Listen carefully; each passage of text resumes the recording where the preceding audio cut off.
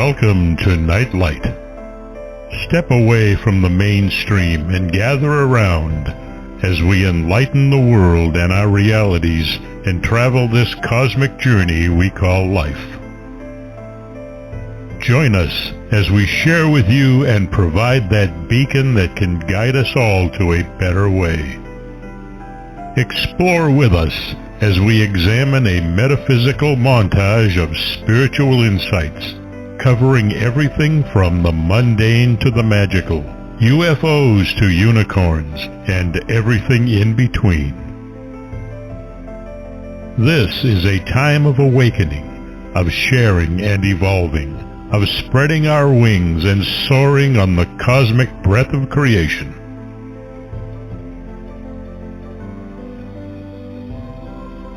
Come and join with other light-minded spirits as we weave our lights together to seek understanding, enlightenment, and with a little luck, some wisdom. This is Nightlight, a reminder that you are never alone.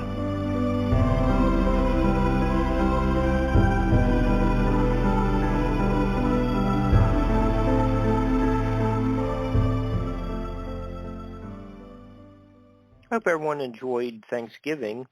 This is our third of 4 or 5 shows this week. There's one Sunday with Barbara and Solaris, last night's show and tonight's. And Thursday I'll be back with a special musical guest, Greg Martin from the Kentucky Headhunters. But tonight we have D.A. Roberts. He hosts the Machina Podcast that live streams on Facebook. He is a retired police officer and cryptid researcher. He is also an author of terrific horror novels, and we will be looking at his Wolf Moon from his Apex Predator series. You can learn more about DA by going to his website, daroberts.net. Hi, DA. How you doing? I'm doing great. Thanks for having me on tonight. Thanks for writing a book so that we could get a guest. Well, it's my pleasure, sir. Yeah, you have a well-done, spine-tingling book with Wolf Moon. I really like that.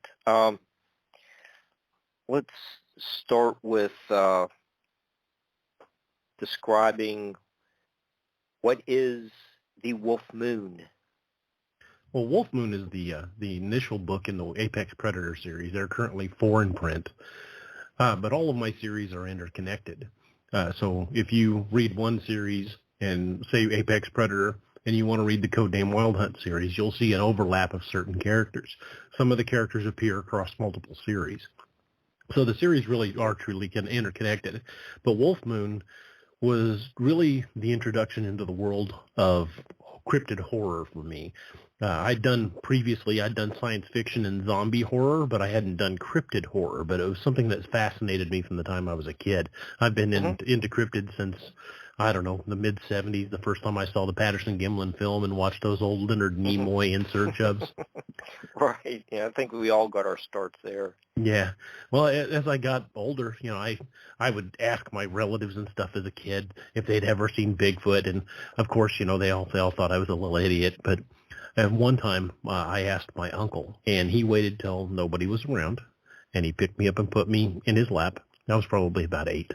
And he looked at me and he goes, "They're out there, and don't let anybody convince you they're not." And from then on, I was just absolutely hooked. I mean, yeah, my uncle was an absolute legend. He was the inspiration for the character of Jay Matoska in the book Wolf Moon. And because of that, he really started me on a lifelong journey wanting to know what was really out there. Cool. Okay. Really like the winter setting Mm-hmm. you have, I think it was, we go spend, a portion of tonight talking about your book. You have, to deal with cold, snow, ice, and all how that could work against you or to your advantage. That really comes into play, and you do make great use of the winter setting. And the book starts off like a Kolchak or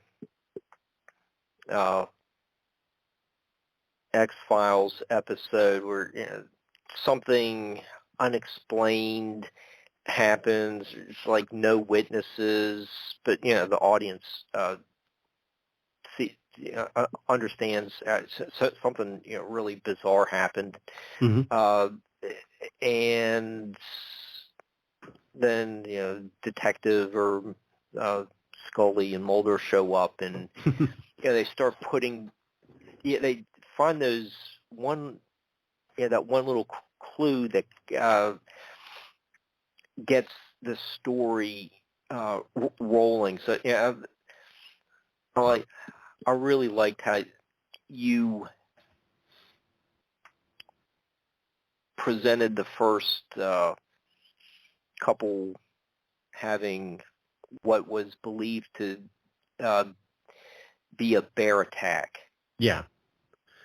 Well, the title Wolf Moon. If you look up the different types of moons, like you've got the a blue moon and Harvest super moon and harvest moon, but a wolf moon is the first full moon in January of the new year. So it only made sense that it would be they would deal with the very cold climates, the very harsh winter, because harsh winters tend to bring predators out. Harsh winters makes the prey harder to find. So in Missouri, we've had some pretty nasty winters. In fact, back in 1987, we had an ice storm shut the state down for the better part of a month. We were without power at my house for at least 3 weeks. So I know Missouri can throw some harsh winters. And this one was no different. I wanted to put the heroes of the book up against not just the creatures that were doing the killing, but the elements itself. So really, that was an uphill battle for them the whole way. And so when the bodies were discovered in the park, and the cops are notified, get an introduction to the hero of the story, William Gray Eagle, and he notices an elongated heel with a deep imprint. So a lot of the story is kind of based on this couple clues. And throughout the early stages of the book, the young couple walking through the park gets attacked by a bear, and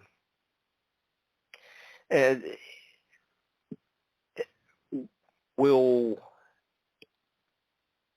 is kind of like Brody, and it's like, we're going to need a bigger boat. and do you really put that first the skinny dipper on the beach? Was she really hit by the boat propeller, or do you really type into the cause of death?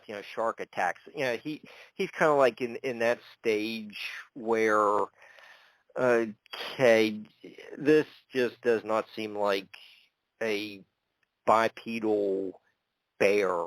Right. There's something a little bit more, which gets him thinking more about his native heritage. So how does the Will's ancestry start helping to piece together that we're dealing with something a little different than a bear? Right. Yeah. Well, Will Gray Eagle was raised by his maternal grandfather when his parents were killed. So his maternal grandfather, Jay Matoska, is he's based on my uncle. My uncle was he was Cherokee. He was a Cherokee Indian. He had married into the family and later divorced my aunt, but he'd always stayed close to the family. So I based the character of Jay Matoska off my Uncle Buddy. And he was very much like him, and passed down a lot of wisdom to me over the years around campfires and, going in his basement and playing pool and, just hanging out at his house. I spent a lot of time out there in the woods with him. And he told me a lot of those old stories, like the Native American legend, the Cherokee legend of the Ulunga Doglala, which we call the Dogman today. Native oral history across the country talks about creatures like Bigfoot and the Dogman. And for that many tribes, a lot of which never had any contact with each other, to be telling the stories of the same type of creatures it really makes you think. And I'm not a particularly religious person, but I see myself as more of a spiritual person. And I take a lot of my personal beliefs from the lessons I learned from my uncle. Although my ancestry is more Scottish Irish, I grew up on the tales that my uncle had told me. When we were hunting or camping, and a lot of my worldview was shaped by those stories. I think the best place for a person to find themselves is in nature, and I've never felt more at peace than when walking through the woods. It's just that strange dichotomy, and I really wanted to give that to Will Gray Eagle. He grew up a person in two worlds. He grew up raised in the spiritual ways of his people, but then later he joined the military and became a cop. So he's walking that line between both worlds. And when he starts seeing those tracks, the rational part of his brain, his training, his cop's instincts are saying it's got to be some sort of animal. But the instincts he learned from his grandfather and learned from his people are telling him this isn't the normal creature. This is something outside your experience. This is something dangerous. And the first basically half of the book is Will trying to come to grips with what he knows versus what he logically thinks should happen. And as those conflicts come more and more into the light, Will realizes that in order to defeat this creature, he's going to have to do it the way his people would have. Law enforcement is not going to stop that creature. Okay, well, since you just mentioned law enforcement, we're the two lovers are attacked and killed, not like the next chapter or two. There's a second killing, and when Will gets there, there are some witnesses that he can talk to. There's the footprints going into the house, but not out of the house. Right. But when you're Will was talking to the people who the neighbors who came over and others milling around, they heard something, that kind of thing. Right. You do your dialogue seems pretty realistic. With a police officer talking to the eyewitnesses, Is that pretty much just your professional training? Exactly. I spent 10 years as a corrections officer. I was also a deputy sheriff. I served as a police officer in a couple of different towns. All in all, I spent about 20 years in uniform, if you count it all up, with different agencies. And those lessons I learned affected my writing. It made me want to make the details of an investigation as real as I could possibly make it. I've always seen a story as like a house. Okay. You have to build a solid foundation for the story to be supported. The bigger details, whether they be zombies, whether they be werewolves, any kind of monster, anything that is fantastical, those big details are far more likely to be accepted by the reader if the foundation that the story is built on rings true. If you use real world vehicles, if you use locations, which I do, I use locations I've been to all over the Ozarks. Mm-hmm. If you use places and real things and your characters behave in logical ways, that foundation lays the basis for the suspension of disbelief for the rest of the story. Okay. Well, yeah, I think that comes across in your writings. What little bit I have published is more, based on my observations from being somewhere. Mm-hmm. It's not really scientific or, too scientific. It's just, it's what I saw. But that kind of writing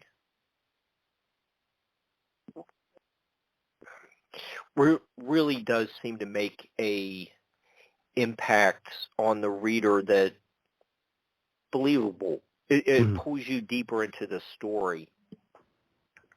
I'm a firm believer in that the fact that the stories have to have, even fiction, no matter the type of fiction, it can be military fiction, science fiction, horror, whatever genre, any fiction that you write has to have that sense of veritas. It has to have something that rings true, because those are the details that the reader will associate with. For example, if you're going to write a story and the main character is a mechanic, okay, if you have a scene where the character is doing something, working on a vehicle, and you don't know what you're talking about, people aren't going to believe it. I mean, they say, he adjusted the carburetor on the 2017 Ford Explorer. They don't have carburetors; they have fuel injectors. Little details like that. Right. Like, for example, if I'm reading a book and somebody refers to changing the clip in the pistol, they've lost me immediately, because nobody that has ever handled a pistol refers to it as clip. Clips hold ammunition. Magazines feed ammunition. So you don't put a clip in a pistol. So it's those little details that you have to get right, or you lose the suspension of disbelief. You've got to know what you're talking about, and you don't have to be a brain surgeon to write brain surgery. You just do your research. You enmesh yourself in these characters. I know, for example, the scene where where Mike Blanchard was attacked and nearly killed by the Dogman. I have a buddy, Kerry Davis, actually. I used him as a character in the book just as a way of thanking him for all his help. He was a Special Forces medic. And I called him late one night. I'm like, hey, buddy, I need to pick your brain. He's like, what are you doing? I said, well, I'm writing a scene, and I just had this guy attacked. He's like, all right, well, describe the injury. And he goes, I did. I read the passage to him. He goes, that dude's going to die. I'm like, all right, well, I got to fix it then. So I went back and rewrote the scene so he wasn't injured quite as bad. And then Kerry talked me through point by point exactly how he would pack that injury to save that guy's life. And Blanchard lived. I don't have to be a Special Forces combat medic. I just know the guy to talk to. So if you're going to write a story about and involve these characters that have these skill sets, even if you don't know that skill set, it's good to ask somebody who does have that skill set. So you want to make sure that any real world details you're using in a story ring true. Yeah, did you base any of the cops that were attacked by these creatures? Were they based on colleagues? Well, the character the one that Blanchard referred to as the little bastard, because he didn't like him. He was kind of an amalgam of people I've known over the years. So a lot of these characters, especially the law enforcement characters, embody characteristics of people that I've served with over the years. It's very rare that I bring in a character that's strictly based off one person. Okay, there's like some of Max Hawthorne's readers, want to be killed off by him, and they kind of give him, hey, I'm a buxom blonde, please work me into your story and like kill me off by the plesiosaur, Gulf on the Gulf Coast in Mississippi or something. You have a lot of people wanting to be devoured by some kind of creature, and a lot of these books now, you have easier access to. So it's funny to hear some of these stories. Well, I like to interact with the people that read my books. I'm very approachable. I mean, all my social media, if anybody wants to contact me, you can find me at D.A. Roberts on pretty much anything.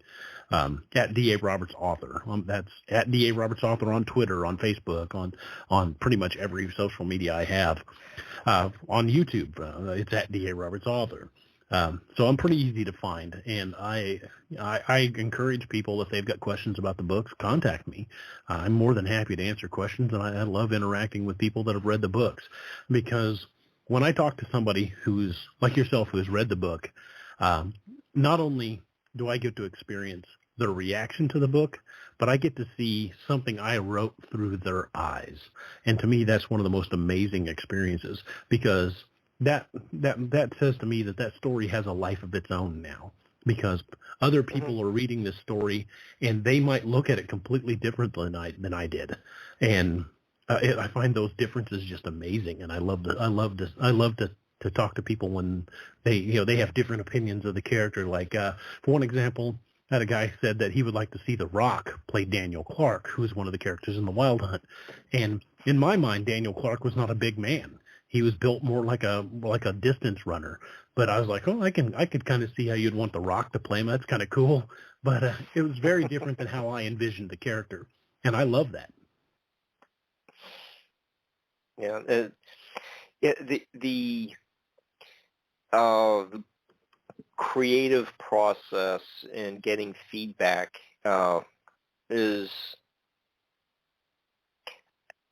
that's just a fascinating subject. Oh yeah, I love it. Yeah. It really is interesting. And just to sit there and talk with an author like you that has several books. People can read them and start seeing the patterns that emerge that might be something that is an interest of yours, that you may not have really thought. It just kind of comes out of the subconscious, and it's like, gee, you never really thought of that. And your interests in the Ozark locations, we can get into that a little bit, but how does this the scenery and the landscape affect an author? I mean, like you just look at Dickens's works and just see where he walked all over London, and you can still see those buildings today. Follow the same streets, see a few of his homes. It's just really interesting to see how all these types of influences impact the author, and when the author works them into the story. It's very interesting. Well, I have a deep love of the Ozarks. I've spent as much time in the woods over the years as I could possibly spend. I really enjoy going out to some of these remote places and fishing. I haven't been able to camp so much in recent years because of a back injury, but I used to love just spending time out in the woods camping. And but that's, it's just one of the things I love, and I feel a deep connection to the Ozarks, and I wanted to share that connection with my readers. I wanted to write about the places that I've hunted, places I've camped, places I've hiked. So a lot of these locations in the books are places I'm very familiar with. So I try to describe these locations in enough detail so they could actually go there and go, I know this place. I've been this place, and I've been to this restaurant. I've driven this road in my mind. I know this area, and that's the kind of thing I wanted to share with my readers. I wanted to give them the glimpse of the Ozarks that most people never get to see unless they're from here. What is it about the Ozarks that appeals to you? It's the fact that well, if you look at the topography, the Ozark Mountains are one of the oldest existent mountain ranges on the planet. They are far older than the Rockies. At one point they were bigger, but they are so old that they've been beaten down by time. So this area is very, very old. One of the first mountain ranges formed during the upheavals of the continental drift. So there's that feeling there. There's that rich history. There's such an amazing display of color in the fall when the leaves start to change. The Ozarks just has this deep mystery about it. Like no matter how much you learn, no matter how many places you go, that there's just another secret over the next hill. And there's so much history that's happened here. So many interesting stories. There were Civil War battles fought here.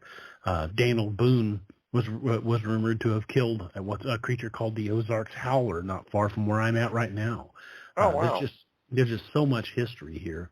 And when you kind of delve into that history, you can't help but find an ever-evolving love for the Ozarks. It's just such a beautiful, serene place, and it's got so much to show people. Well, I was not aware of the Daniel Boone story. Oh, yeah. If you look up the Ozarks Howler, he was alleged to have engaged one. I think it was in Kentucky the first time, but he actually tracked it down and killed it near Cuba, Missouri, according to actually his own diary. Did not know that. Huh. Okay. Okay. With all your trips out into the woods and walking up and down the hills, are you seeing like the Dogman or like the werewolf type creatures in the wolf, this Wolf Moon book, and or are you seeing how animals behave in their natural habitat? Because you do work in a hierarchy, the alpha male characters, and you get the different colors of the werewolf type creatures. Mm-hmm. So, have you observed a lot of that in the? Well, there's a long history of Bigfoot type creature and Dogman type creature sightings here in Missouri. There's been, especially in recent years, there have been Dogman sightings as far north as Hannibal, Missouri. There's actually a documentary on Amazon Prime called The Hound of Hannibal, which is a really good one. But if you look up Momo the Monster, which is what they called Bigfoot here in Missouri, they started seeing it back in the 70s. I think the first sighting was in 1972 up near Louisiana, Missouri. But there's a long history of Bigfoot sightings before that. There were sightings by Native Americans. My uncle told me about sightings on his land. I've had a couple of encounters that I wouldn't necessarily call them sightings, but they were very, very weird. And it'd be difficult for it to have been anything but a Bigfoot-type creature. Both experiences deer hunting, and I definitely believe they're out there. Although I've not had a face-to-face sighting of one, I am definitely a firm believer that they're out there.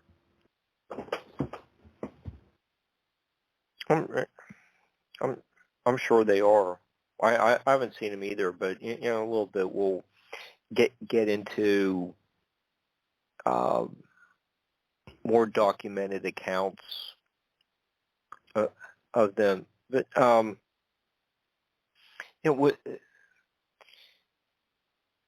with the winter theme in Wolf Moon, you have an action-packed scene between Will and the alpha male on the frozen river, and ice is cracking here and there, and the battle between them, and how many drafts do you have to write on to get that scene right? When I wrote my first book, it was the first book of my Ragnarok Rising series, which is a zombie series. I wrote that back in it was released in July of 2012. And what I tell people, what I learned writing that first book was how not to write a book, because I had to tear it down and rebuild it like multiple times before it was ready to print. And by the time I finished the Ragnarok series, which is a 10-book series now, by the time I finished that series, I had my system down. I knew my writing style. I knew how I wanted stories to go. And I use a system that's a little different. A lot of authors use what are called beta readers. They'll write a manuscript, send it to the beta readers, and get the reaction. I use alpha readers. I have a group of people that read basically as I write. I'll finish a chapter, send it to them. And while I'm working on the next chapter, they're already giving me feedback on that first one. And it's a pretty elegant process, really, because I get basically feedback in real time. So by the time I've got a manuscript completed, I've already gone through it at least 3 times. And it's a working manuscript at that point. By the time I'm done and type the end, so to speak, at the end. I don't ever really do that, but if you once you reach the end of the manuscript and hit save, I've gone through it enough times where I'm pretty confident to go ahead and send it to an editor. Wow. Okay. Yeah, because I think if we just look at the battle on the frozen river, you get Will squirming around and dodging the alphas, swinging claws at him, and things like that. It just seems like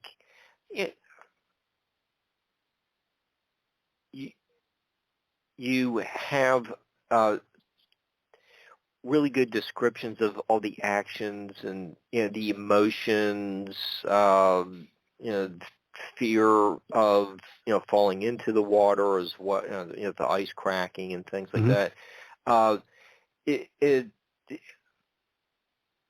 that's one of the interesting things about having an author as a guest is explaining how they do their writing. So I didn't know if you just keep writing it over and over until you find all the right words. Dodge this way instead of using word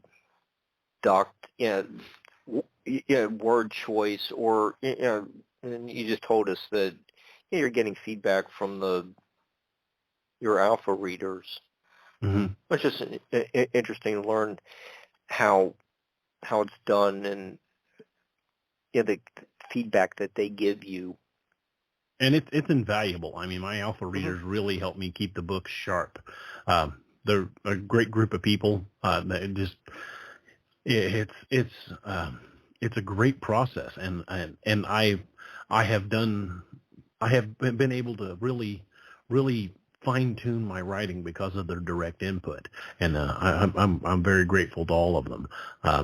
I don't want to name anybody by name without their permission, so I'm not going to call anybody out, but I'm very grateful for my alphas. They do a fantastic job, and it's a great process. I mean, I have learned so much doing it this way, and it really has made the process a lot better. Well, it does sound like their feedback really has made an impact on you.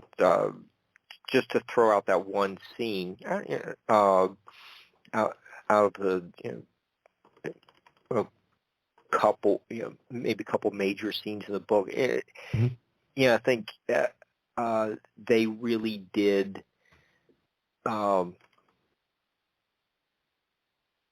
help you to fine tune those chapters to make them very effective. Well, like I said, it's one of those processes where I give them my ideas, and the feedback I get from my alphas is, it might be the pacing is off here. It might be I don't understand what you're saying here. You need more detail at this point.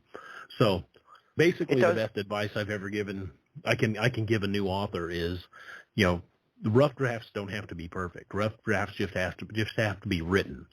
And I send that rough draft to my alpha readers, and we tear it apart. We deconstruct it. And that process has allowed me to really come to terms with everything I need to add to my writing. So and writing is like any other skill. It's something that you have to do a lot. In order to be good at anything, you've got to practice.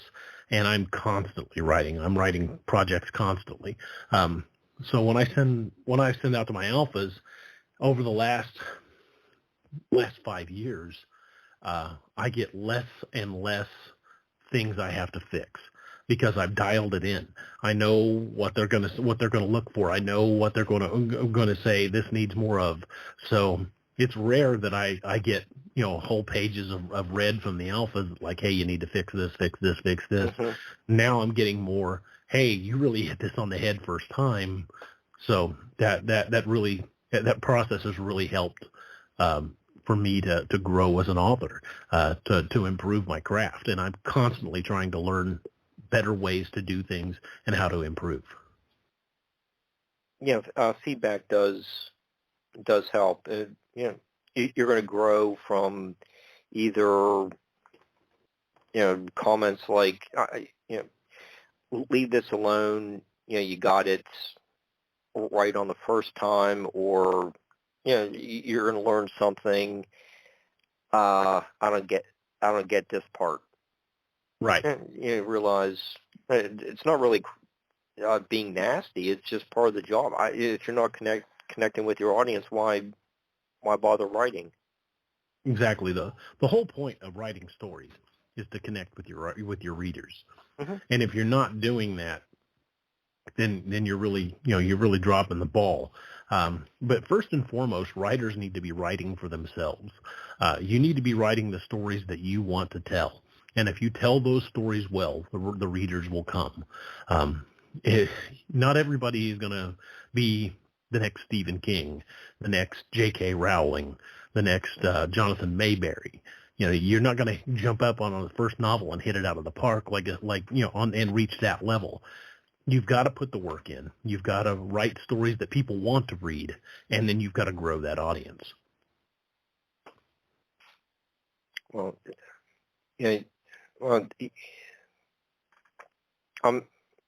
I've been impressed with this book, and I think very highly of your creative process. Well, thank you, sir. I appreciate that.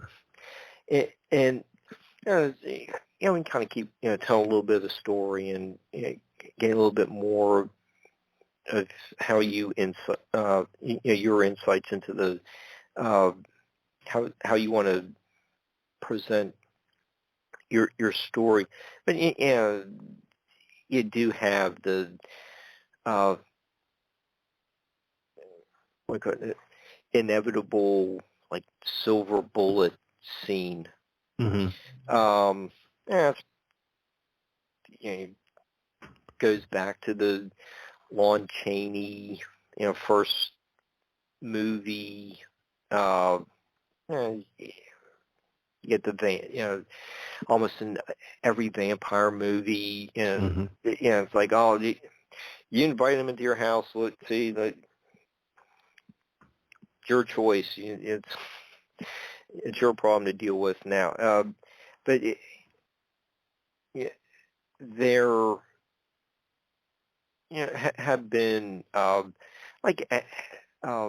adaptations of like the clumsy and lumbering zombies from Night of the Living Dead to the running zombies in 28 Days Later. Mm-hmm.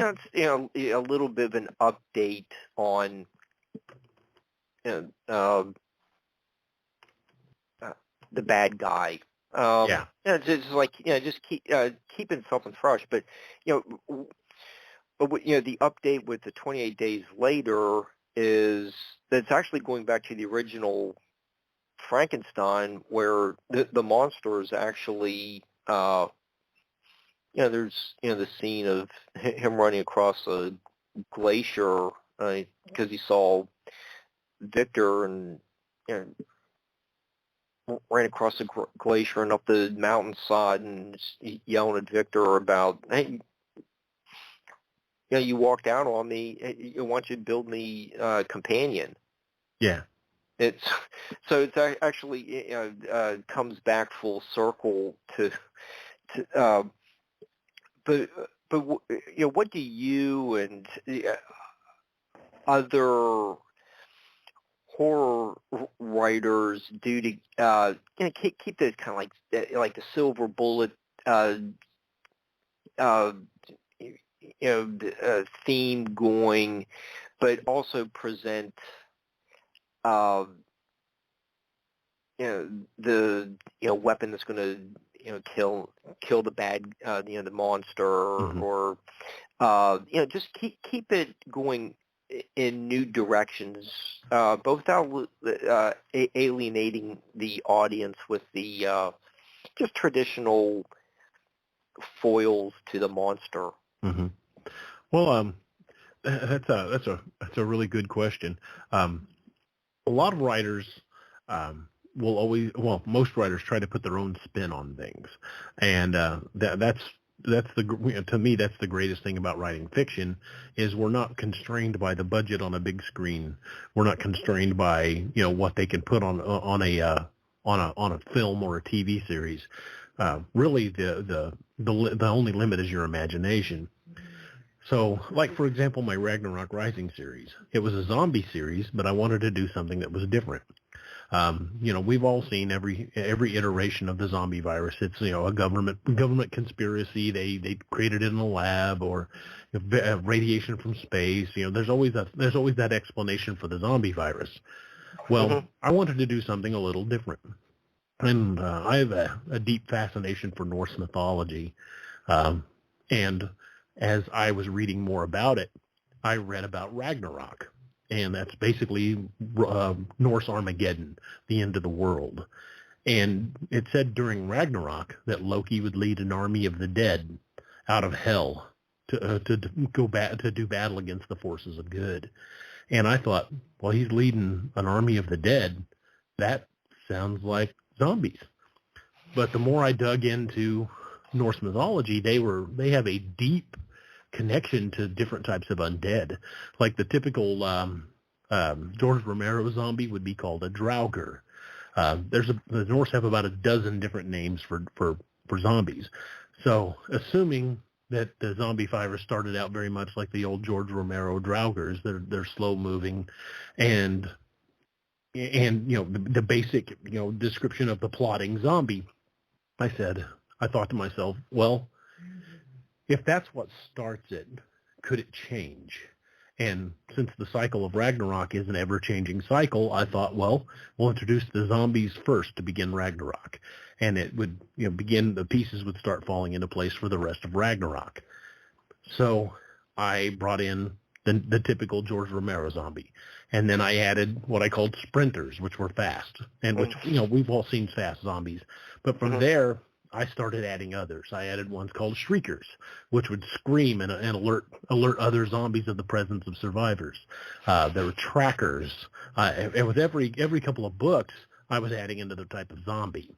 I was pretty proud of the ones I called stalkers. Those were pretty terrifying. So I always wanted to do my own version of the zombie apocalypse. And by putting my own touches on it and implementing elements of Norse mythology, it completely changed the dynamic. So I wasn't writing just your typical George Romero zombie film. It suddenly became something but much more epic. In fact, one review I read, by the time the series ended, they referred to it as The Walking Dead meets Game of Thrones. So toward the end of the saga, when the Ragnarok Rising saga, toward the end of the saga, when ammunition's running low, they're resorting to more and more medieval-style weapons. And it was an evolving story. And I wanted to tell something much like Tolkien did. I wanted to tell this huge, overarching story. You can go back to the Ragnarok Rising saga and read any one of the books, and they stand alone. They'll stand on their own. But if you read them from beginning to end, that you will realize that 10-book series is one big story. And it ended the only way it could. I was pretty proud of it. And I think we'll be revisiting that world at some point. But I'm pretty happy with the way the series turned out, and I hope people enjoy that and appreciate the differences as well as the similarities. Yeah, that's interesting. How you can work in the Norse mythology, and there's some crossover to the Lord of the Rings trilogy. It's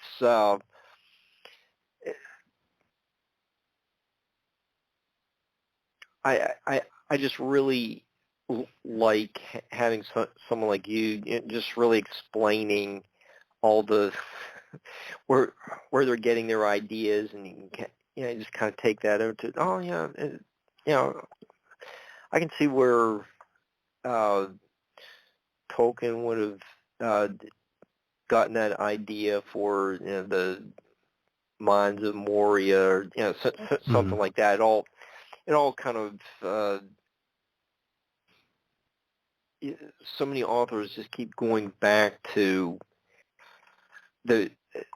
those stories from folklore. We're going to get into Beowulf in a little bit, but there's just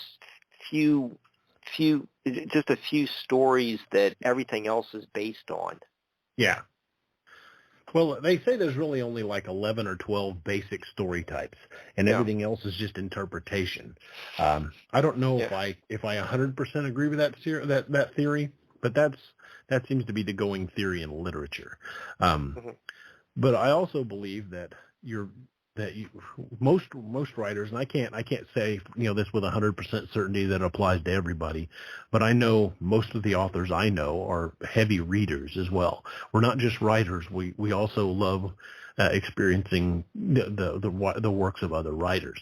I mean, I've got dozens of books that are by many different writers all over my shelves. I've got shelving units in not only in my office but in my bedroom, where I've got I've probably got more than a couple of thousand books on different shelves. But I read everything from Stephen King to Tony Hillerman to John Steinbeck to J.R.R. Tolkien, Tom Clancy. That's just to name a few. I mean, I read just about everything. I love Clive Cussler, Michael Sullivan. There's just thousands and thousands of authors out there that I love reading their books. Jonathan Mayberry, Alan Gamboa. There's lots of writers that I love reading their books. And by studying the craft of other authors, that we are constantly challenging ourselves to do better. By not just being a writer of stories, we're also readers of stories. So that gives us a deep love of the written word. And it's that love of the written word that comes forth when we try to share these stories with people. And I hope that I connect with my readers on that level as well, because, when it comes down to it, 50 years from now, or 25, 30, whatever years, many years from now, I hope somebody has read one of my books and talks fondly of the story. I don't care if they remember me. I want them to remember the stories. To me, it is all about the stories. Yeah, and another author that you do mention in one of the chapter headings is Poe, and I think he was kind of thought start of chapter 6. He may have held the same sentiments.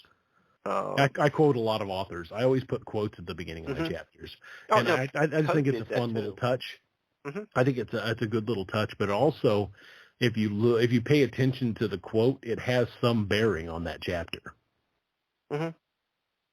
And Poe frequently did that too. It's going back to Milton or something like that. That is just kind of like encapsulates the whole the short story. But you do have Poe, a sample of Poe. Words have no power to impress the mind without the exquisite horror of their reality. I assume Poe was an influence. Are there other authors that you really enjoyed? You mentioned Clive Cussler or Stephen King.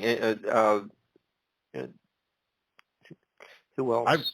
I read so many different authors, and not necessarily all in the same genre. I like Arthur Conan Doyle. The Sherlock Holmes books are just like a go-to. Every so often I'll have to go back and read those again.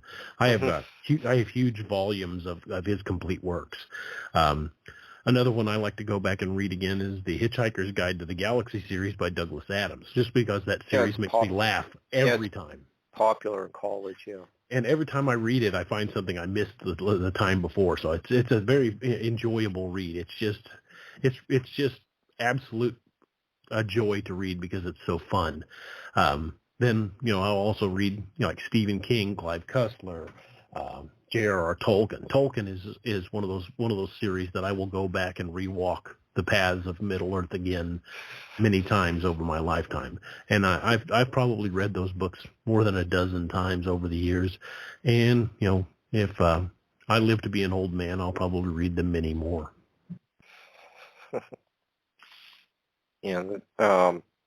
There's like Paradise Lost is one of those books where just reading it over and over, and each time you pick up so many new insights into those powerful one lines that Milton wrote, that it's almost like you're reading it for the first time.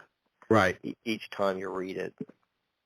Well, I like to go back and read books that I've read before.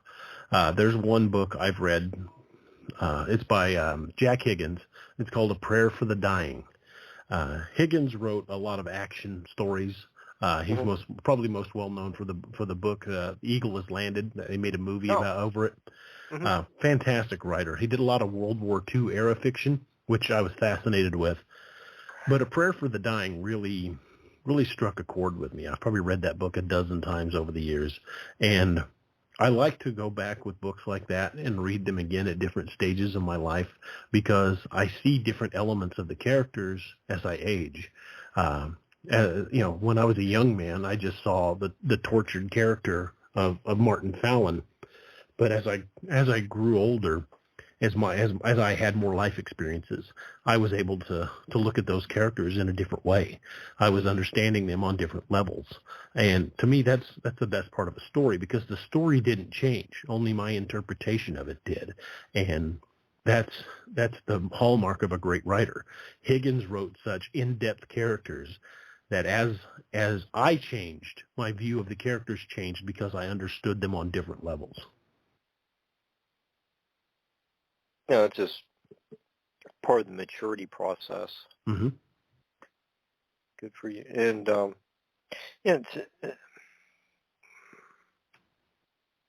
when you are working on this book or your other ones, you said you really like to use the local settings, and one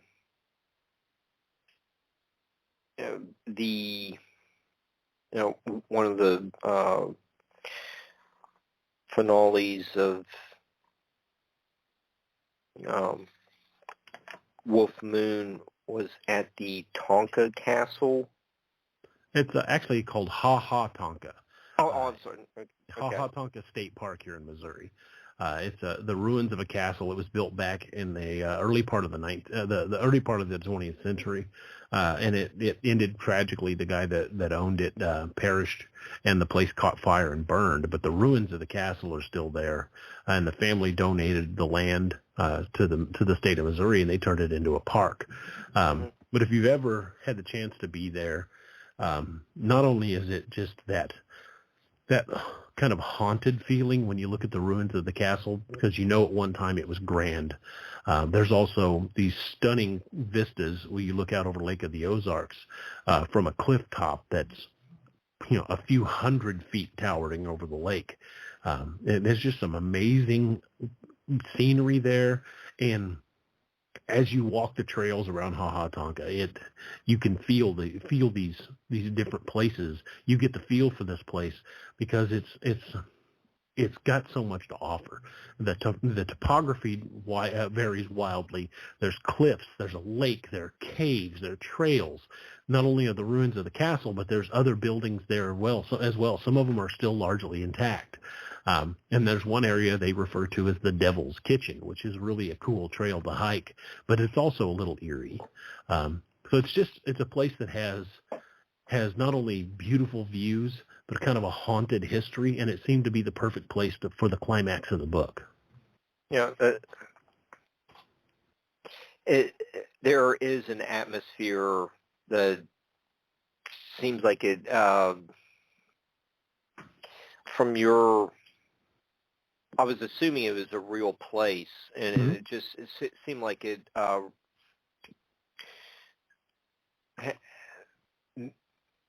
the atmosphere, the history, the tragic, the loss of the house, and a mansion, that all just seems like it's a great setting for the end of your book. So, I just want to ask a little bit more about that. Sure. Kind of neat way to. Well, the history of Tonka is kind of fascinating.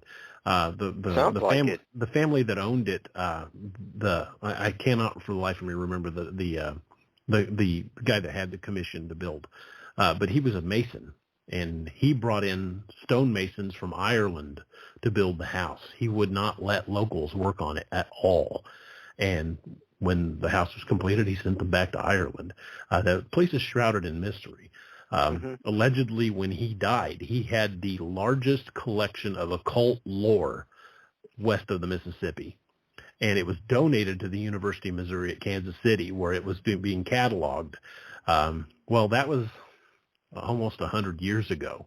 It was, I think, in the early 1930s when it was donated to the University of Missouri in Kansas City, and that collection is still, quote unquote, being cataloged to this day, and you can't get access to it. Okay. So it makes me really wonder what he had in that collection. Yeah. So some kind of it's almost like the secret Vatican library type thing. Right. Well, Missouri is riddled with caves, and I've long believed there's a cave beneath Tonka. You can't get access to it if and I know there are some caves down there that you can, like the ones I mentioned in the book. Those are really there. Because of the endangered Missouri brown bat, you can't get into them anymore. They've got them sealed off with gratings. But the caves are still there, and I firmly believe there are caves beneath Tonka. Well, an eccentric guy may have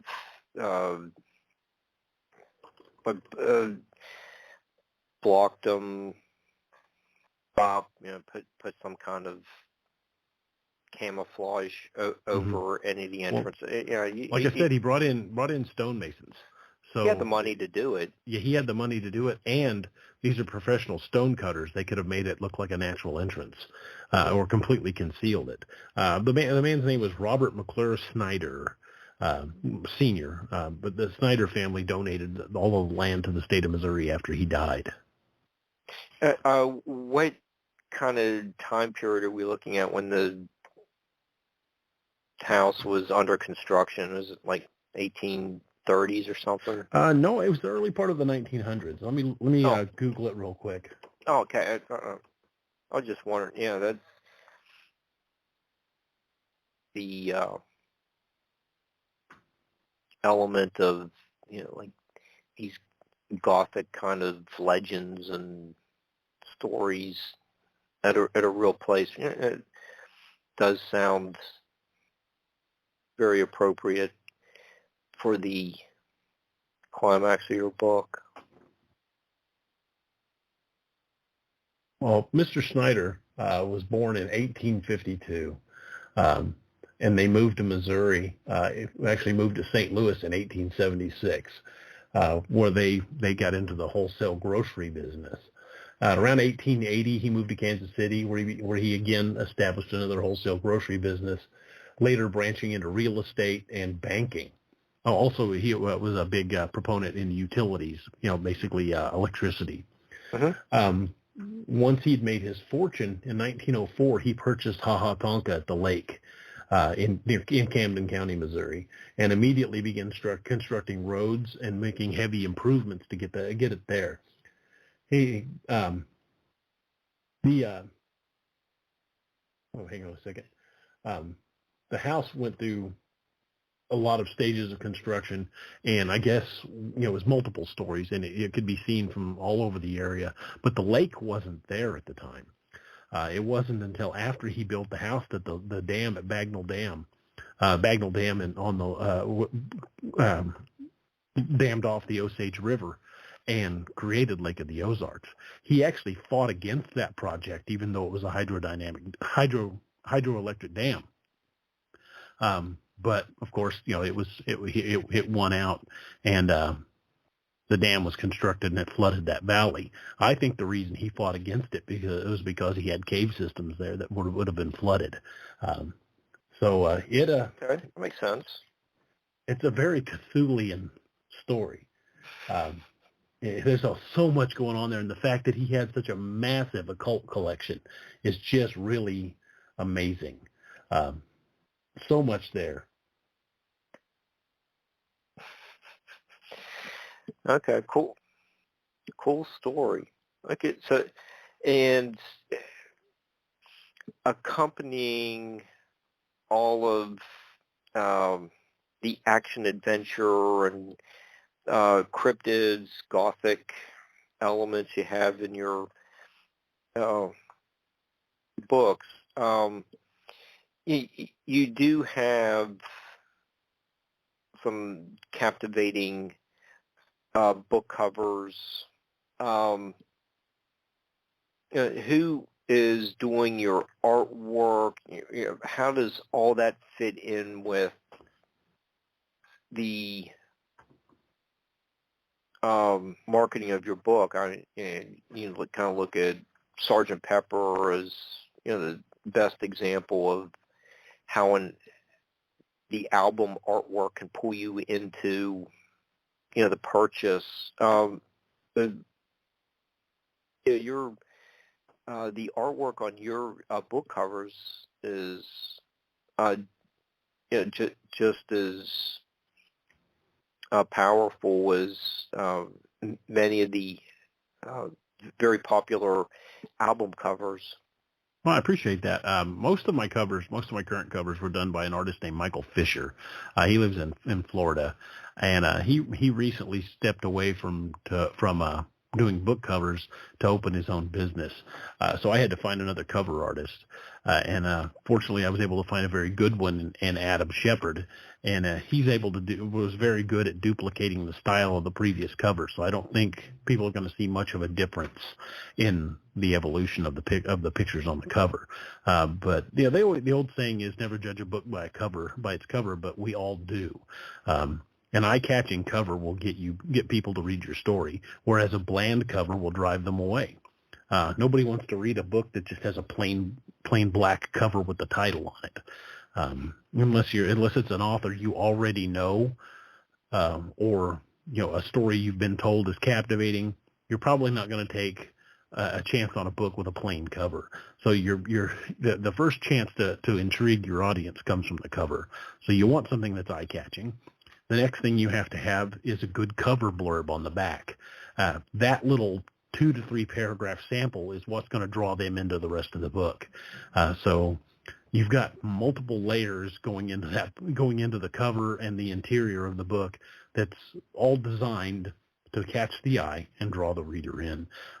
So it's really a great process, because I've been fortunate enough to work with these artists, and not only have they really been good at capturing the mood I wanted, they've been very, very, very willing to work with me on my vision of the cover as well. So it's not just, I say, hey, I need a cover for this book, and they throw out an image. It's more of an organic process where the cover evolves based on what the artist sees and what I need. So we've got a really good process going, and I think we're going to be able to continue that. Okay, good. I do think it's the artwork is very effective you have on your covers, and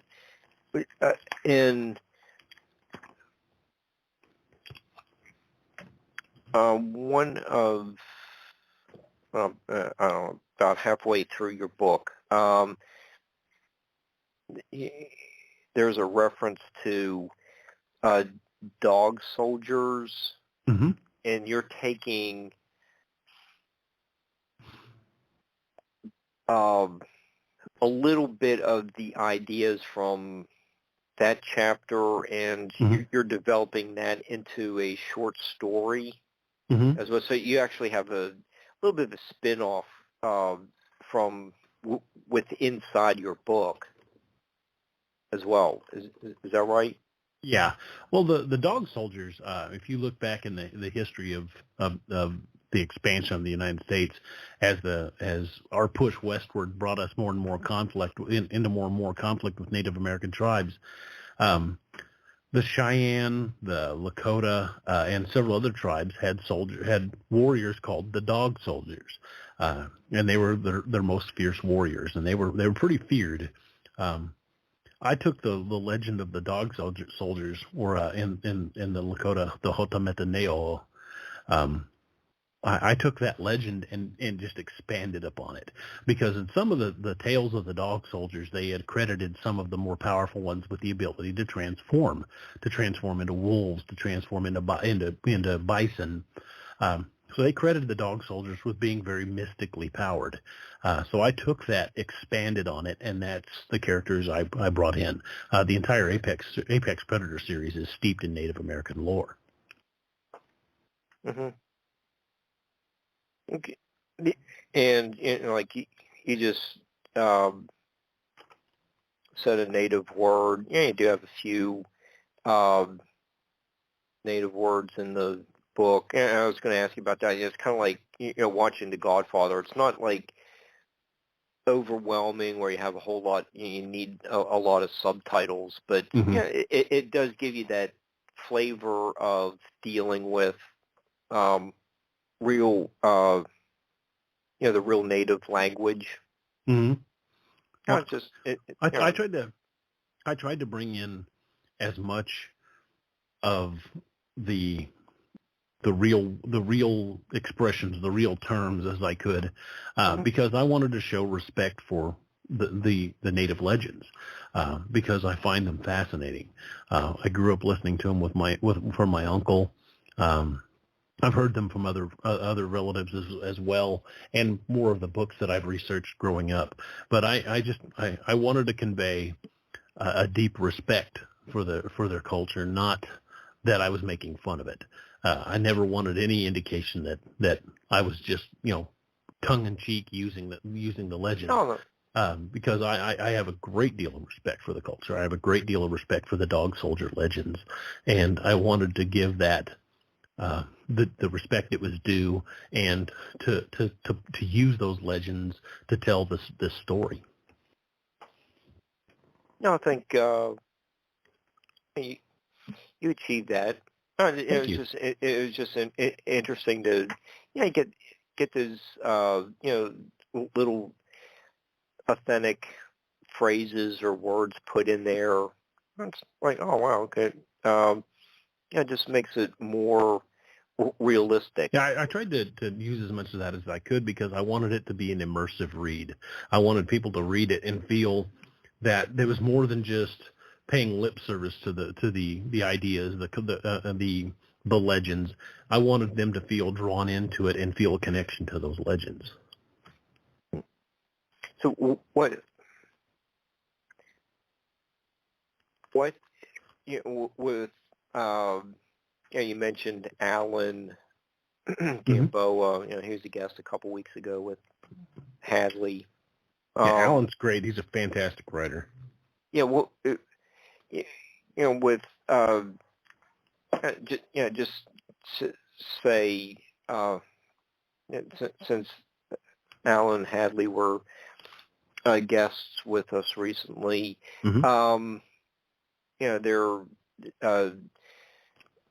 incorporation. Hadley has along that Gulf Coast Mm-hmm. supernatural type stuff. Alan's into the zombies. You've written on that. You're doing some other, sci-fi. These werewolf type humanoid beastly creatures. Mm-hmm. Where is the direction of horror writing going? It's just throwing out those excuse me, like those three authors, you and Alan and Hadley, Mm-hmm. all it all fit under the horror genre, but you have all these like different motifs and other categories that everyone's working under. Where do you see the horror genre going? I've seen a lot of resurgence of interest in the horror genre. It's become more popular here, I think, since the Black Plague of the 21st century hit. I think horror stories have become more popular. I have no plans to stop writing horror anytime, but I do also write sci-fi, and I've got a fantasy project I'm working on as well. So I'm not going to always be constrained to writing horror. I want to be known as a writer of stories, not just a writer of horror stories. But I do love horror. You mentioned Kolchak the Night Stalker earlier. Oh, that was one of my first experiences with horror. I used to watch those with my mother when I was a kid. In fact, me too. As we speak, I'm wearing a knockoff of Kolchak's hat. I was going to ask about that. Yeah, his straw boater hat. I'm actually wearing one right now. It says the Night Stalker INS Hatters Chicago on the inside of it. One of my favorite hats. I wear it all the time. I like to wear it when I write because Kolchak the Night Stalker was one of my early influences in horror. I see. Well, like I said, with the resurgence in the horror genre, I think we're going to see a lot more, especially out of the independent crowd. We're going to see a lot more different takes on horror. We're going to see directions going that we probably wouldn't have seen just if we were limited to what comes out of the big publishing houses, because there's some amazingly talented writers out there that are writing in the independent market now. Allen and Hadley are just two names that pop off the top of my head. I mean, there's some fantastic writers out there. You got guys like Sean Chesser, Rich Restucci. I mean, you've got some names out there that are really kicking up a lot of dust that are showing the writing world that you don't have to have Random House behind you to write a good story. A lot of amazingly talented authors out there that are starting to make names for themselves without a big publishing house behind them, and I think that's going to continue. I think we're going to see a lot more out of the indie world than we see out of the big houses. Okay. Yeah. We can get into most of those people doing self-publishing. Well, most of the indie market is, yes, or they're with very small publishing houses, places that have limited runs.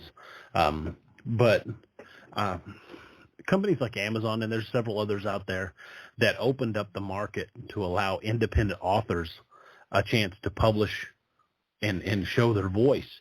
They really changed the game. The advent of ebooks made it so much easier to get your writing out there because you don't have to submit it to a publishing house or do it yourself and order 10,000 copies of a book to start selling it.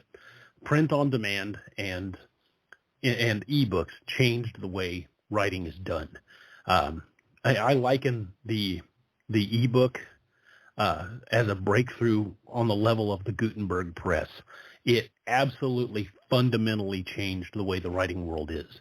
And publishing companies that think that that's not the wave of the future are probably going to get buried. Point. Yeah. Barbara and I get a lot of books sent to us. Probably are looking at some kind of biblical mystery, some historical, like David Brody's books with all the Holy Land treasures that may have been brought to North America by the Templars. I think with the pandemic, you see, I think Barbara and I have just been inundated with authors who have kind of turned more towards some kind of biblical faith-based type writing, and it doesn't surprise me that you are seeing almost the same thing in where people want to be scared. They enjoy that type of genre. You can read the Book of Revelation and see where spirituality and horror are intertwined. One of the better series that I've seen that explores a biblical aspect of horror was the zombie series by Shane Moore called The Apocalypse of Enoch. He really did a lot of biblical research to write that series, and it's a great series if anybody hasn't had a chance to read it. Wow. Okay. That's something I can consider for a show at some point. Yeah, also Shane's a fantastic guest. He's been on my show twice, and he brings a great perspective. Cool. And okay, and while we were trying to figure out some ideas to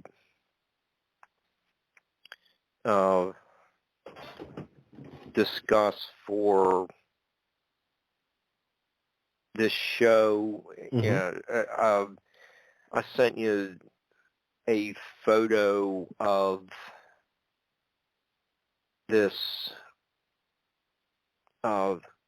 frog. Yeah, the frog with a human skull head. Yeah. It's basically a gargoyle type creature.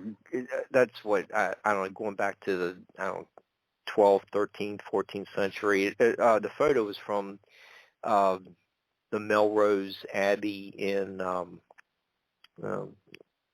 Scotland. I think it's in the borders, the county borders.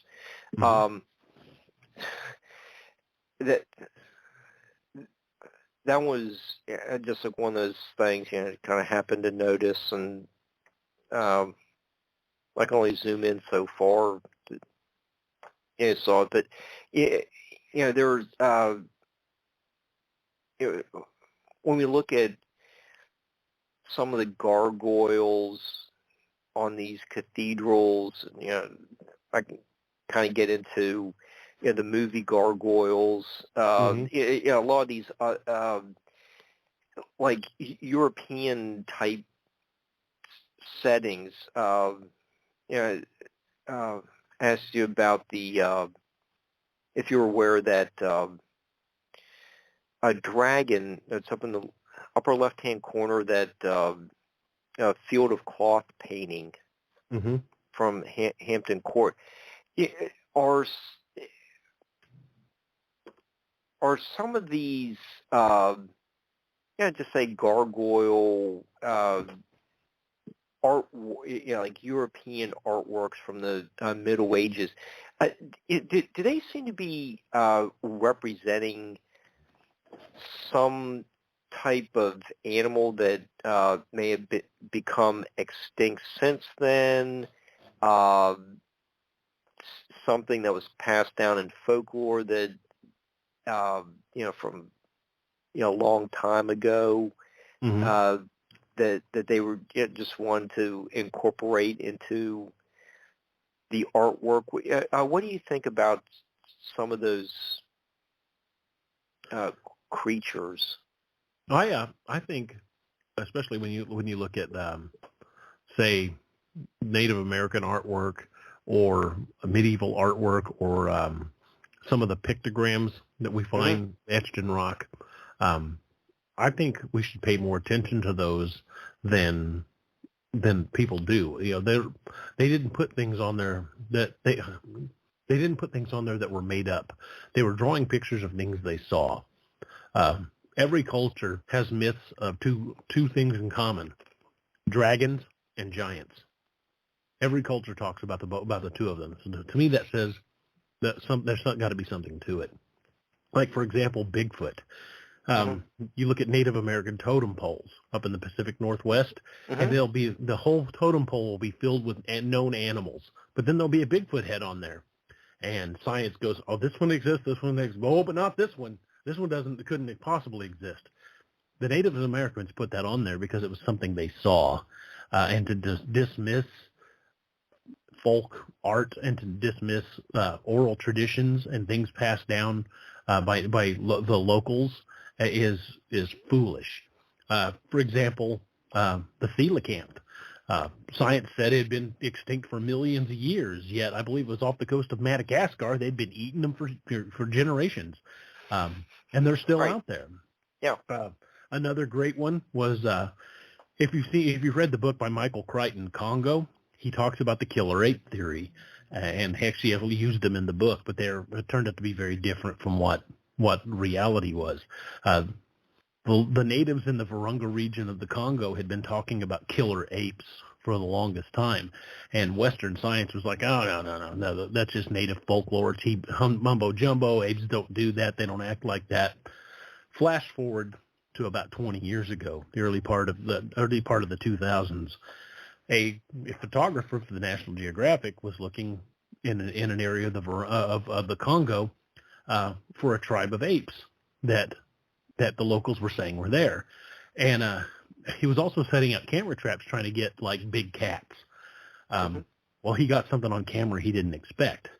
The natives were telling him, "Watch out for these apes. We call them lion killers." And they're like, "Oh God, no! Apes don't hunt lions." Well, they discovered a new species, and its closest relation is the eastern chimpanzee, but it's closer to the size of a gorilla, and it's extremely aggressive. It walks on two legs for the most of the time. It's called the billy ape, B-I-L-I, and it's a very real thing. It's the killer ape that the natives have been telling them about for 50 to 100 years. That Western science says no, that can't exist, but yes, it does. And they have hunted lions, and they're extremely aggressive. They're like I said, their most closest relation is the eastern chimpanzee, but they're bigger. They're far more aggressive. They've waged war on other tribes, and they spend a lot of their time walking bipedally. Amazing. Yet science said that they couldn't possibly exist, but there they are. Yeah, well, they've documented them now. Yeah, that coelacanth story is the most glaring example of, they all died millions of years ago, and here you can still see them on, find videos of them on YouTube. Clips from just say National Geographic type shows where they live in these little pods, and there they are. Well, still it's there. Like Max Hawthorne talking about big creatures living in the depths of the ocean. We know less about the bottom of our own ocean than we do about the surface of the moon. We've explored less than 10% of the ocean. We don't know what's down there. Scientists might claim they do, but even today, if you go out into the Pacific Ocean in a boat and you left the trade routes where shipping tends to go, and you got out away from shipping, you might never be seen again because nobody goes out there. They stick to trade routes because that's the most direct route to get from port to port. They're not out there just driving up and down the Pacific. There are huge swaths of the Pacific that we just don't go in. So we know very little of what's out there. It's completely feasible for some big mammal or big reptile to exist out there, and we'd never see it. That's a good point. For example, here recently, somewhere off the coast of China, a U.S. Navy submarine, I believe it was, I want to say Connecticut class, a big attack submarine, hit something while traveling at speed. The official story they released was an uncharted mountain.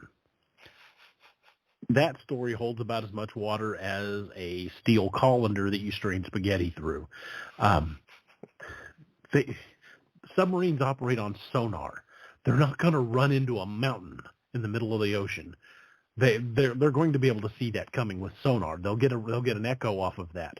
They hit something they couldn't avoid. They were able to keep the ship under the sub under sail, and they limped it into Guam where it was going to undergo repairs. And then a few weeks later, the official story came out about them hitting an unknown mountain. You don't just there's not a traveling mountain out there jumping in the way of submarines. We've got pretty good sonar of the bottom of the ocean because of the SOSUS networks. We know the topography. It's the life that we don't know much about. So they hit something they couldn't avoid. Something, it was either moving too quick for them to steer around or something that rammed them. Immediately, every other submarine of that class was called to port to take on new equipment. I don't know what they hit, but they're not telling us what it was. They hit something big enough to damage a sub. Wow. No, I believe it. I don't know what would be down that deep. Maybe it could possibly have been a whale, but if it's a whale, they would have told us. We've had submarine. You can Google submarine strike hits whale, and there's documented cases of submarines hitting whales. If it'd been a whale, they'd have just said, "Oh, we hit a whale."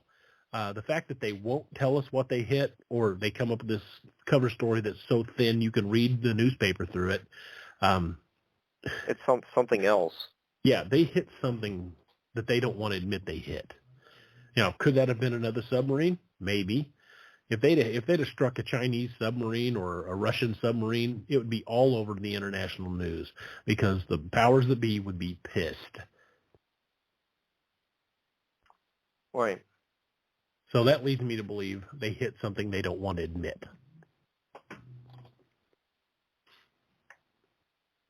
It could have been like that squid from 20,000 Leagues Under the Sea or something like that. Mm-hmm. Don't want to admit that Jules Verne was science fiction is actually becoming a reality. Right. But in one of your recent shows, you're talking about the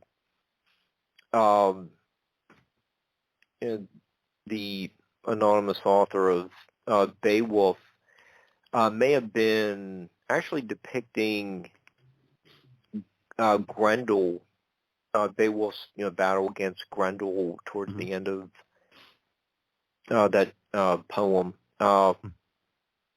and he may have Grendel may have been some kind of Bigfoot type Anglo-Saxon type creature. Mm-hmm.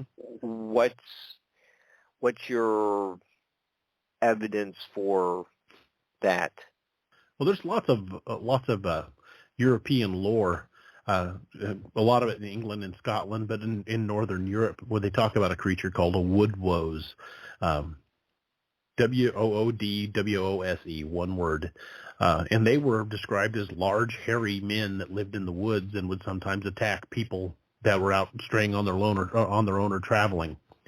But if you read the descriptions in Beowulf, the way they describe Grendel is very similar to the descriptions of the modern Sasquatch.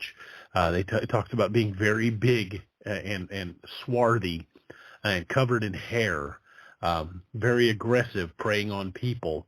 That sounds like a Bigfoot type creature, an aggressive big creature that they had to fight. And there's a growing school of thought in the cryptid circles that Beowulf was very much talking about a Bigfoot type creature or a tribe of them that had been attacking the Vikings.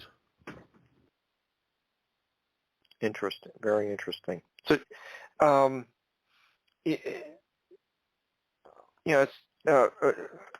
send you some of these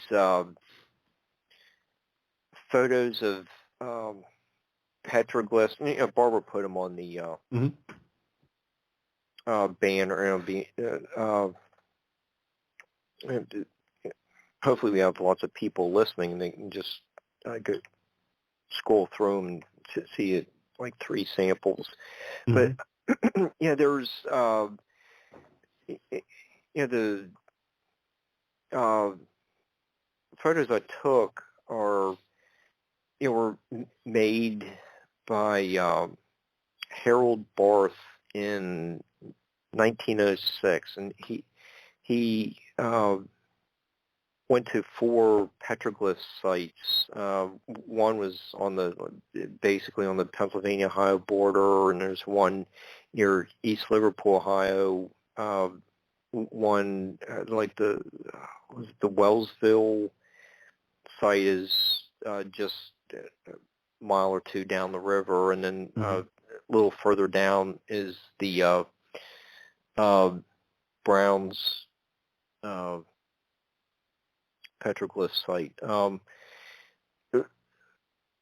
What he did was put printer's ink in the grooves and laid paper over top of the petroglyph, and produced it, picked it up, and produced an image. That's really about the only images we have aside from early photos. The modern lock and dam system, they're all underwater now. So there's some a ingenious way to preserve history, but there's one that's called the manatee. I don't know if the artist saw a manatee in the Ohio River. It's pretty far north from their usual habitat. I don't think these petroglyphs are maybe 500 years old. They aren't super old. I really don't think that there was any kind of major climate change at that time. All that kind of today's climate pretty much got became settled 5,000 years ago. Have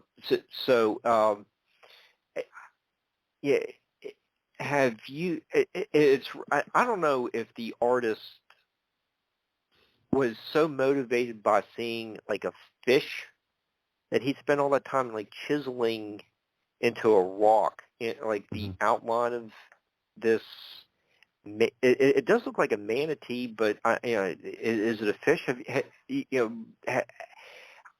I've never read anything about like a manatee skeleton being found in the Ohio River. Are you aware of any kind of river-type creature?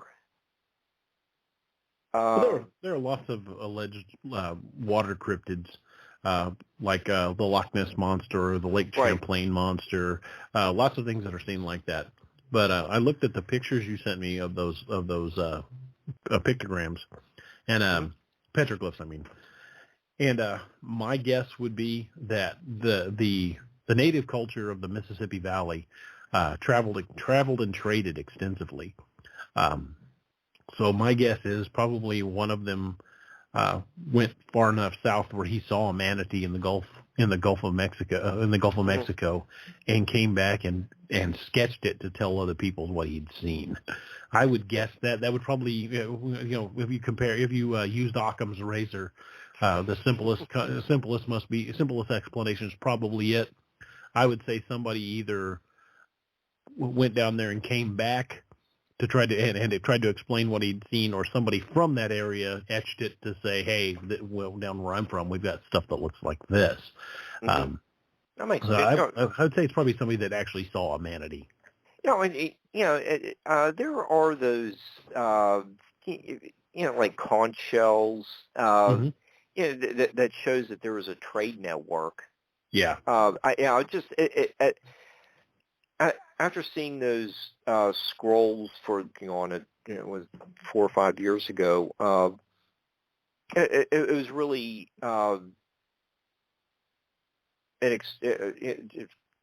fantastic experience being able to see those, and one of them is a dog type creature, wolf. Not sure exactly what it is, but it's some. It looks like some kind of wolf dog type animal. Yeah, that's taking us back to Will Gray Eagle's heritage, the werewolf or dogman type legend. I don't know how. I think there've only been about 2 dogs since found in High River archaeology. So the thing is what people don't really understand is that the conditions required to make a preserved skeleton, to make a fossil, the conditions to make that are very, very specific. And I read once that it was only like 1 out of every million animals that lived that became fossilized. So when we see fossils, we're seeing a very small percentage of the animals that lived.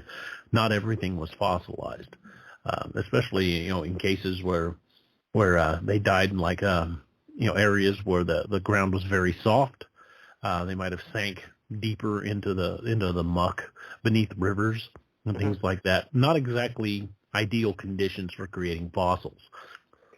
Also, if the area is very wet, bone tends to disappear pretty quickly, especially when you've got scavengers. So the chance of us finding a fossil of an animal is 1,000,000 to 1. We find very few fossils of all the animals that ever roamed the earth.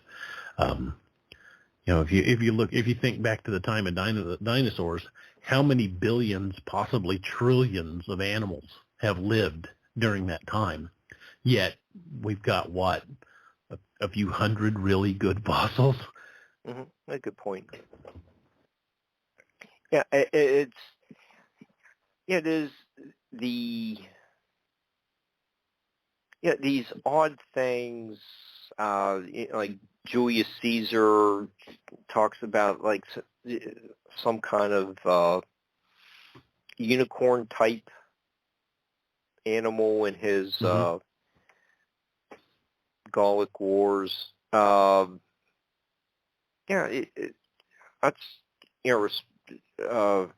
notable name out of history. And what's he doing writing about unicorns? Yeah, exactly. It's just some of those odd things. Your totem pole example that really makes you wonder about some of these woodland creatures, things in the rivers. You just really could they really have existed? Did some of the dinosaurs live up until a little bit more recent times? Get the behemoth in the Book of Job, and I think there was a journal entry of one of the soldiers at the Battle of Fallen Timbers that shot a mastodon. There's just a lot of things out there in the artwork that preserves something that we almost disbelieve today, but there's evidence. Exactly. I think a lot of the things that we now consider folklore possibly were existent. I mean, you mentioned living relics of dinosaurs. Even today in the Congo Basin, along the Congo River, there are reports from natives and from people that have gone on expeditions up there of a creature called the Mekele Mbembe. The Mekele Mbembe, when they describe it, sounds very much like a smaller version of a brachiosaur. It might be a living dinosaur, and it's been seen hundreds of times. Then, of course, you've got sightings where people have described sharks in excess of 50 feet long. That's some sort of megalodon. I'm not saying it exists. I'm not saying it doesn't. But as little as we know about the depth of the ocean, it's very possible it still exists. Hmm. I mean, when you mention Dogman type creatures, there are numerous references through history of creatures with the head of a dog. The first one that springs to mind is Anubis, the Egyptian god. Then you've got a Catholic saint. I believe it's Saint Christopher, who was known as the dog-headed saint. In a lot of the depictions, they depict him wearing the Catholic robes and with the head of a dog. Marco Polo wrote of dog-headed creatures. The term for dog-headed men is cynocephali. Marco Polo wrote about it. So did Christopher Columbus. Marco Polo wrote of seeing dog-headed creatures that were very aggressive on an island near China. And on his deathbed, when questioned, people asked Marco Polo before he died, they said, "Did you embellish these tales that you told of these islands you stopped at along your way in the trade route to China?" And on his one of his dying statements was, "If anything, I left a lot out." Oh, jeez. Which means he encountered a great deal. Mm-hmm. Christopher Columbus wrote about him. There's a lot of lore of it. Then you've got Viking lore of the Ulfhednar, wolf-headed soldiers that were impervious to blade and spear, that would charge into battle and were unstoppable. Could that have been a guy wearing a wolf skin, hopped up on mushrooms or something that goes running into battle? Possibly. We don't know. We don't have a time machine. We can't go back and see it for ourselves. But the lore of humanoids with the head of a dog goes back, centuries, maybe even longer. There's a lot of it there. But statements like that, that we're reading today, maybe in the book of Job example, mm-hmm. 3,500 years later. Yeah. But it invites someone to explore that topic. Yes. And the Bible talks about people with the head of people with the head of animals. The lion men of Judah. It also mentioned other type of animal type people. Could those have been Nephilim? Possibly. We have no frame of reference. We don't know. There's a lot of theories about that. A lot of theories about creatures like Bigfoot and Dogman that involve the Nephilim theory. I won't say no, that's not possible, because we don't know. We haven't had the opportunity to bring cryptids into the scientific world. And I think there's a reason for that. I think the government has known about them for a long time. They just refuse to share that knowledge with people because they are dangerous. I think it's just a really fascinating subject, and there's the information's been presented right there. You can look it up. Google it, or it's in the books that we've been discussing. I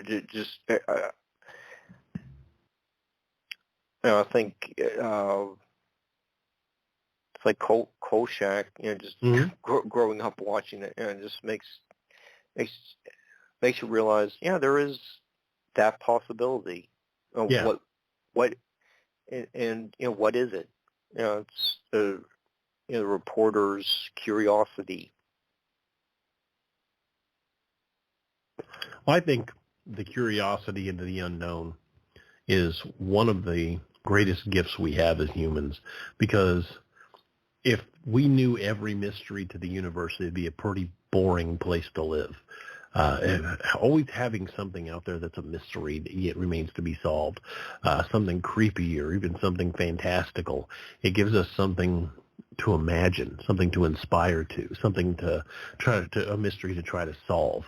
And as we're very inquisitive people, it's just part of our nature.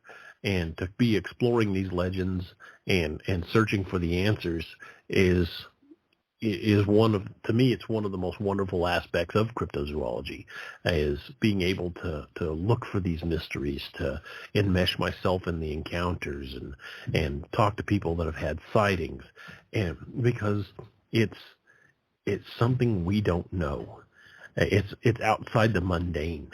It can be a little terrifying, and it can also be inspiring, but it's just one of those things that constantly tantalizes us and keeps us looking for the next mystery, the next creepy thing.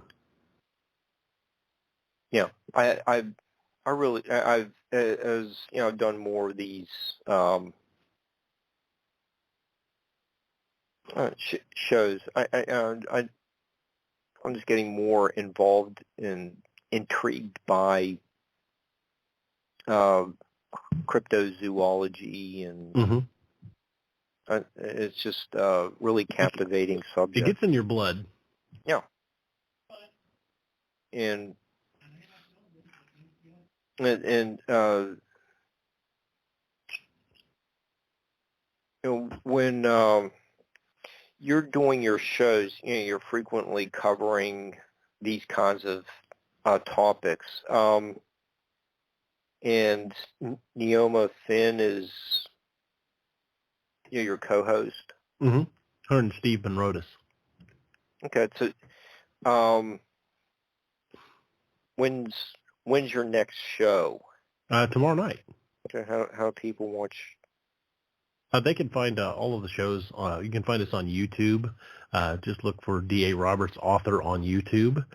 You can find links to the shows on my website, which is daroberts.net. You can find me on Facebook at D.A. Roberts Author. And if you want to learn more about my books, they're all available on Amazon, or you can order them directly through my website, again, daroberts.net. And in any social media, you'll find me at D.A. Roberts Author. Okay, and yeah, you're frequently covering cryptids. Got lots of fascinating subjects on there each week. Mm-hmm. I enjoy tuning and watching those shows. Well, I'm glad you enjoy it. You can search the show on YouTube. It's called DAX Machina.